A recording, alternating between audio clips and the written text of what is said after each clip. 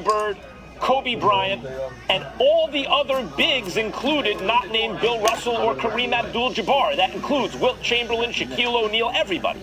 So he will go down in history, if he does it this year, at minimum, second greatest non-big man ever, more likely second greatest player ever, and he will have a strong argument in terms of his overall career. His prime, even according to like PER, Stephen A., his prime is below Michael Jordan's, just is. When our most sophisticated way of analyzing value says Jordan was better at his best than LeBron, and LeBron has these tools available to him to tweak his game. Jordan didn't. Jordan was just better. But if you're close and you have a longer career, you may argue a greater career. So yes, he will be in the argument. He will likely go down as the second greatest player ever, and he will be the one that people use to argue against Jordan should he win this year. That's a good argument, because I think that what we're anticipating from the Golden State Warriors, Max, has a lot to do with what we're saying LeBron will deserve in the department of credit if he's able to pull this off. My biggest thing is that guys got to show up and play like stars, and LeBron has to show himself to be the guy. When I think about Jordan, I think about Charles Barkley, not just being an MVP, but playing like an MVP.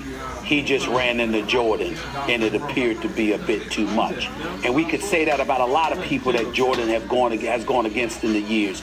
The Reggie Millers of the world, the Patrick Ewings of the world, Shaquille O'Neal with Penny Hardaway and the crew, Sean Kemp, Gary Payton, Karl Malone, John Stockton.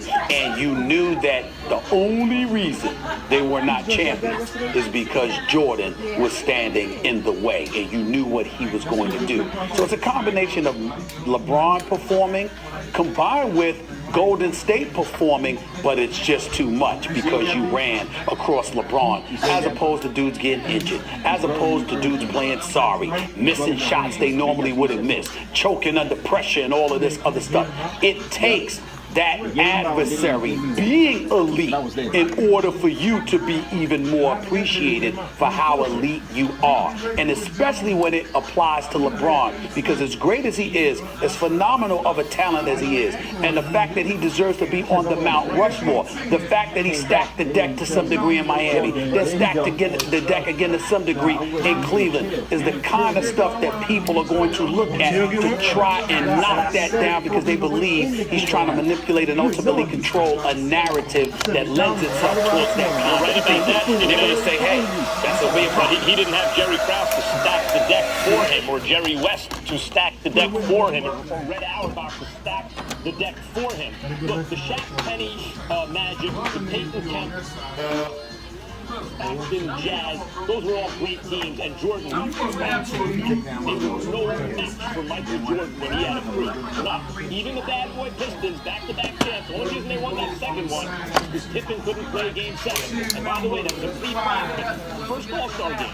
First time Jordan played with an All-Star. He took that team 7 games, and when that All-Star wasn't available, only reason he didn't win the chip that year. As soon as Pippen hit his prime, no one ever challenged Jordan again. But that's not LeBron's fault, that he had to be essentially his own general manager. And I'll say one more thing, Stephen A. None of those teams I mentioned, Stockton, Malone, Hornets, Jazz, Peyton Kemp, and others, Sonics, none of those teams, Shaq and Penny, Magic, were as good as this Warriors team. Jordan simply didn't have a team that was, as you mentioned, once they added Durant, especially after a 7-3-win season, that was as daunting as this Warriors team. Let me just say this, and then I'll leave you be. We can't ignore the style of play and how that factors into the equation, because the road, due to how they were allowed to play back in the days when you just say one team was better than the other, you're just looking at talent. You're not looking at the fact that guys were allowed to beat Jordan up and do things that they would never be allowed to do to LeBron now. But the other thing about it is this. All those names that I mentioned and then you subsequently reiterated, Max Kellerman, those guys developed into those players with one another. When LeBron got those dudes, they were there. Kind of makes it harder for LeBron, Stephen A. They don't get to develop chemistry. They have to develop instant chemistry, yes, but not talent. Chemistry, you're right, but not talent. Talent, man. They develop together. LeBron when the talent was there. LeBron beats the This year, I'm saying he's already done it. Second greatest player ever to Michael Jordan. What do you say? I'm not sure about that. I have to see how he performed and how they performed. Okay, to be determined. We shall see things after the break. Stephen A. in his final take tells why this weekend is going to be a very emotional. And we asked our Twitter followers if James Harden quit in Game 6. We'll react to those results after the break. I'm serious. Get up, we're going out. Dude, I made Totino's pizza rolls. Pizza rolls!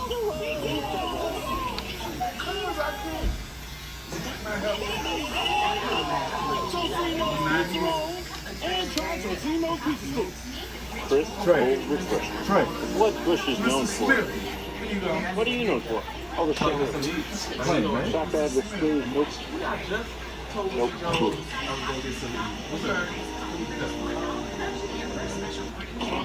Jamie, you only want for 3,000 miles? 700. If you'd use New Mobile One annual protection, you wouldn't have to. Protect your engine for 1 year with just one oil change. New Mobile One annual protection. Do we really have to choose him to be our next spokesperson? He's so boring. Sounds like you're on the fence. Why don't I just leave you my resume? Yes, it's laminated. No thanks. Or try the new caramel M&Ms. Get a man behind my back.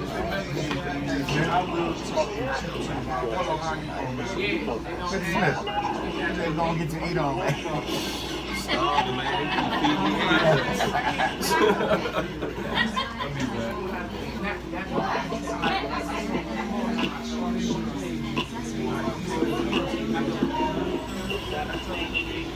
America's #1 sporting goods store is always open. Every season starts at Dicks.com. You do know the experts at Midas will tell you when he's fixing now more than Wayne, right? Like, I don't know. Get up to $100 back on the 2-axle brake service with your Midas credit card. Now at Midas. If you want to be ready for anything, you need a machine that can do it all. Polaris General gives you unmatched power and class-leading utility. Any task, any trade. Take charge with Polaris General. She makes the good times great and the tough times easy. The Ever Us collection. 1 diamond for your best friend, 1 diamond for your true love. Now in white and rose gold for Mother's Day. Ever Us. Available at Zales, Chevy, and Kia. To err is beauty. To anticipate is Lexus. Experience the Lexus RX with advanced safety. Stand. Experience amazing. For high-powered lifts this spring, view the details to Men's Warehouse in our designer collections, with designer seats just $279. Plus, load up on everything else with buy one, get one free. Now at Men's Warehouse. Buying Mom's Day gifts that dazzle at Macy's One-Day Sale Saturday.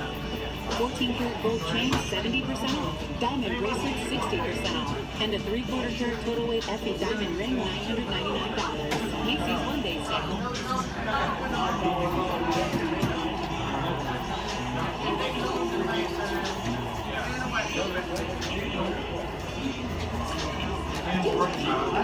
Coverage begins Sunday at 6:30 on ESPN. It's Mattress Firm's Memorial Day sale. It's the perfect time to find your perfect mattress. Save up to $1,000 on brands like Beautyrest, Serta, and more. Beautyrest queen sets as low as $499.99. Only during Mattress Firm's Memorial Day sale.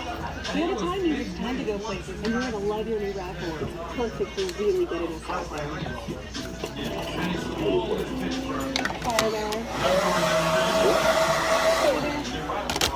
This is perfect. Lease a Rav for just $189 a month. Or buy with 2,500 cash allowance. Or 0% APR for 72 months plus 500 bonus cash. Through May 31st.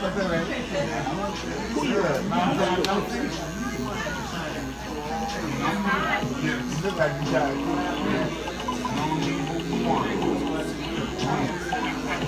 No, Yana, you can't. If you know somebody young, you Yana right on. Some things are simply impossible to ignore. A strikingly designed Lexus NX Turbo. Experience the SUV that does go beyond the utility. Experience amazing. The NBA season tips off tomorrow at 5 p.m. Eastern on ESPN. The defending champion LA Sparks taking on the Seattle Storm at Staples Center.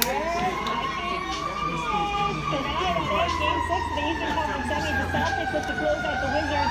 The NBA countdown crew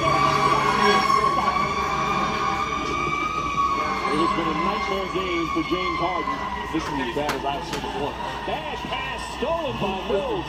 A magnificent season ends in a rough way. I was surprised that they didn't put up a better fight. San Antonio defeats Houston, a total domination.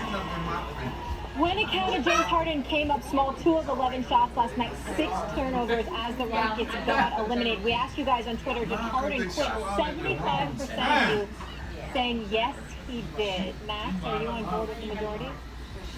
Yeah, he's just not good enough to compete at a level where he can be the best player on a championship team. When he runs into his style of play, which is exploitation of rules, to exploit them and manipulate them in ways in which they were not intended, draw fouls, get to the free throw line, those sorts of things. That's like a junk ball pitcher in baseball or a guest hitter in baseball. Do well during the regular season, but when you come across other elite athletes who have that stuff too, but can also compete athletically on a higher level, and the refs call the game differently, it ain't going to work as well. And I think James Harden ultimately is a dead-end player. You have to be a max player. He's that good. He's likely to be the best player on your team, the primary ball handler, the primary offensive option. But that's not going to be good enough to win a title, especially the way he plays defense. And so I think he realized that at some point yesterday, Stephen A., and packed it in. You know what? I don't have any questions about James Harden's talent. The sad part is that that's the good news. Right now, as we sit here today, I've got a question about his heart. You got to show up to quit. People saying he quit, that's actually letting him off the hook. He didn't take a shot in the first quarter. He took about 8 shots for the first 3 quarters.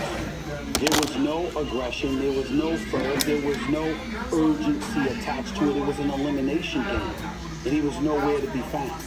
And when you look at it from that standpoint, knowing what star power requires, particularly in great moments, knowing the talent that he possesses and what he's capable of doing, this dude averaged 29, 11, and 8. This guy is not a scrub. But the amazing part is that in the first round, who's the guy that you go against? If there's one individual in today's game who would go down swinging, no matter what, there is no question it would be Russell Westbrook. And so to go against that dude who's your former teammate, who's a friend, and to understand what a high-end competitor he is, to be friends with individuals in this league who are champions or who are stars, who all respect you because they know what level of talent you possess. And for the moment to be called upon from you to simply step up and not even be productive, just make sure you swing no matter what. He didn't do it. I love the Max, this is actually worse. This is actually worse than Julio Cesar Chavez and how he wouldn't fight Saturday against Canelo. Because Chavez Jr. was never elite like the way Harden was elite. He was never an MVP candidate the way Harden was. I love the distinction you make between Westbrook and Harden. Westbrook would go down swinging no matter what. Harden didn't even swing. But the issue there is that sometimes Westbrook doesn't know when not to swing, and Harden when to swing, or just won't do it. And you got a guy like Kawhi Leonard, I know he's a primary ball handler, the way Westbrook and Harden are, but a guy like Kawhi Leonard, leave alone LeBron, because obviously LeBron, but Kawhi knows when to impose himself offensively in terms of scoring, knows when that's not the best idea, knows the difference. And when we talk about basketball IQ, not just the construction of the team around them, but the instinct to do what the team needs in that moment. Not like James Harden, well, I'm going to pass the ball, not because that's the right thing, but because he's abdicating responsibility. Or Westbrook, I'm going to shoot the ball even when they're open teammates because he's so competitive, he gets tunneled in it and can't see anything else. But knowing the difference and when to do what because it's the right play, those are the players who win championships. I don't think it's coincidental that when we discuss these 3 guys, for example, again, leaving LeBron out of it, Kawhi's the one with championships and a finals MVP. Well, you can't say just that, Max, because you brought up Russell Westbrook and the difference between him and James Harden. And Russell Westbrook doesn't have a championship either. And he had Kevin Durant as a teammate for years after James Harden was gone. Because he doesn't always know when to advocate the scoring responsibility. He doesn't always know when to pass the ball. He gets tunneled. But the issue in question is someone choking and someone not showing up to embrace the challenge. And that's where James Harden looks really, really bad today, because there is no defense for what we saw last night. Zero. I love James Harden, and I have nothing to say on his behalf. It was that anemic and that inexplicable. I really think somebody must have drugged him or something. I think an investigation needs to take place. I can't believe Are what you no saying that tongue-in-cheek, or do you really mean that?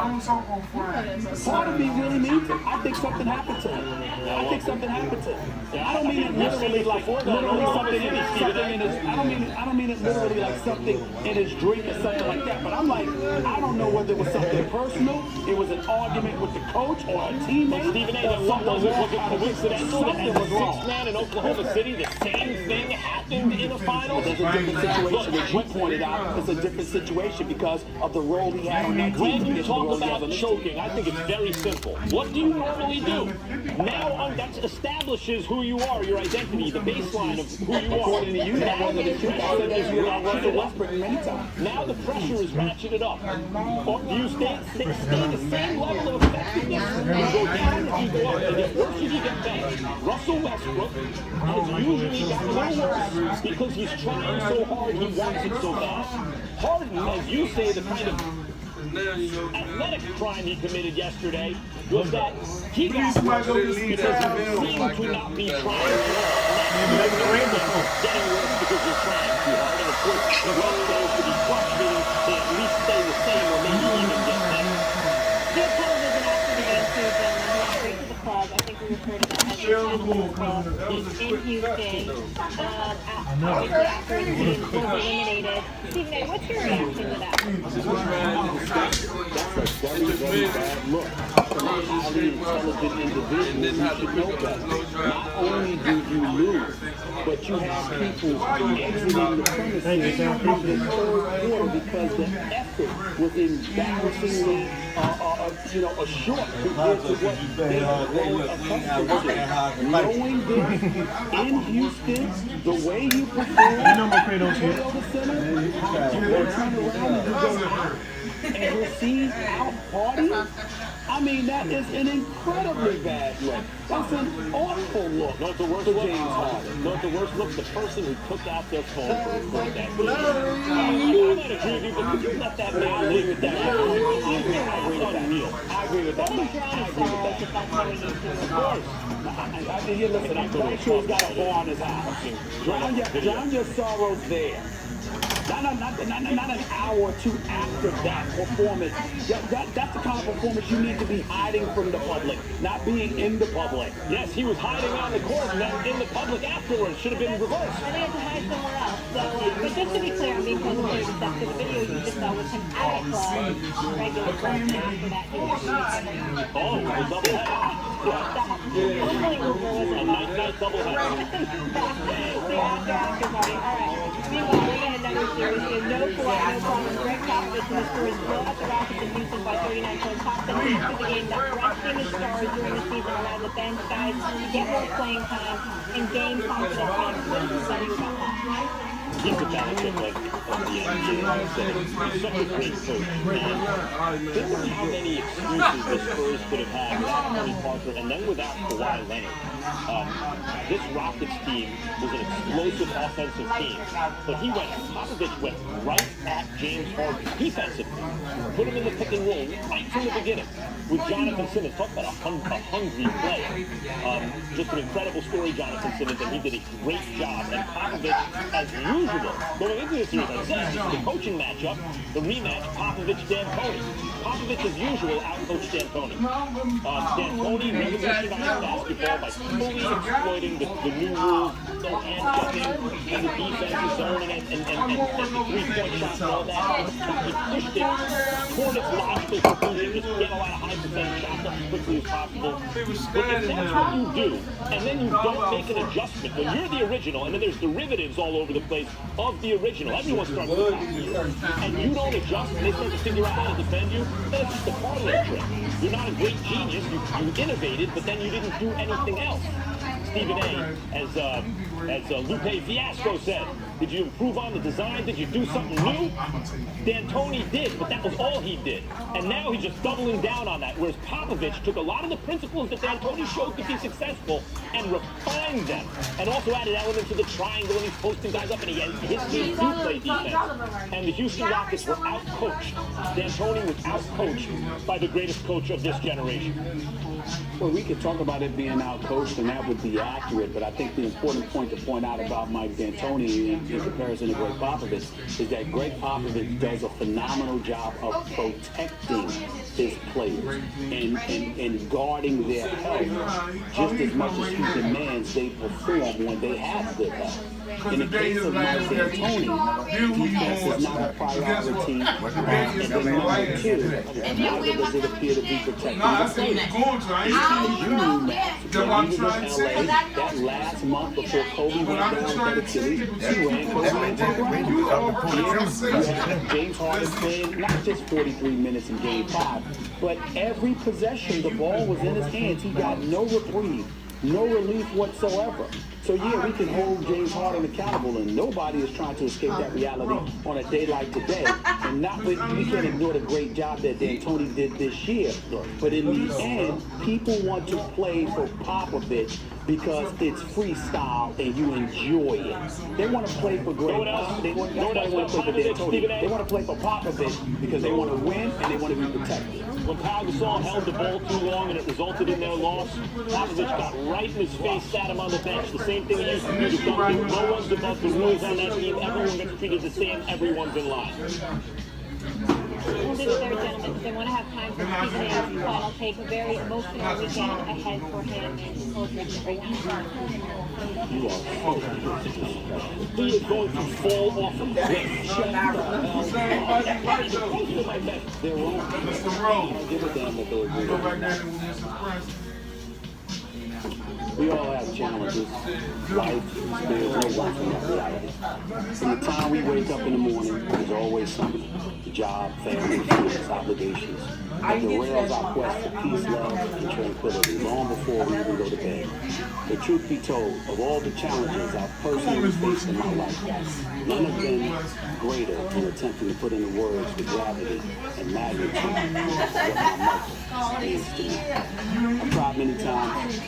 I'm going to cry. Wow! It's Mother's Day this year, something most people know. But for the truly blessed individuals, for folks like me, lucky to have an angel we call Mommy, every single day of my life has been Mother's Day.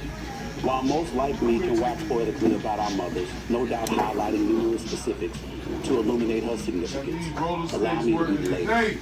It was my mother who taught me how to read and write when I couldn't. It was my mother who motivated me when it seemed as if the world existed just to keep me down. It was my mother who took me to see my first movie ever, Grease, with John Travolta and Olivia Newton-John when I was 10 years old back in 1978. Who took me to my first basketball camp, who wouldn't leave my side for 4 days when I was hospitalized in college due to reconstructive knee surgery.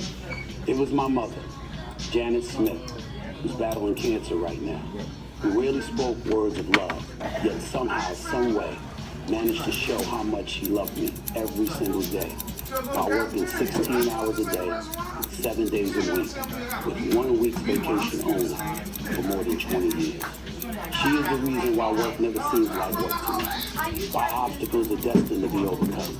Try having a mama that puts herself through school, worked 2 jobs, became an assistant head nurse at one of the largest hospitals in the state of New York, while never shortchanging her 6 children in the department of love and commitment to giving birth to us, not before. Then contemplate the words you can come up with to truly express your love and gratitude. Chances are it won't be enough. It never will be, simply because the love she deserves knows no limits. So allow me to say this. On behalf of my sisters, Linda, Ollie, Abigail, and Carmen, and my brother Basil watching from above, thank you, Mama, for just being you, for showing us what a true gift from God really is. Happy Mother's Day. Love you. TV commentary.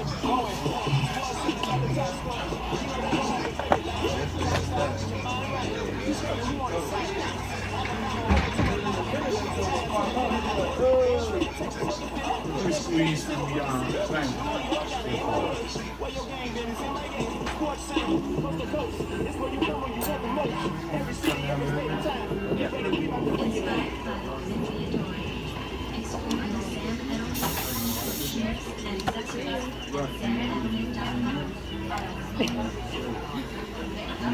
Are you waiting me out? What are you doing?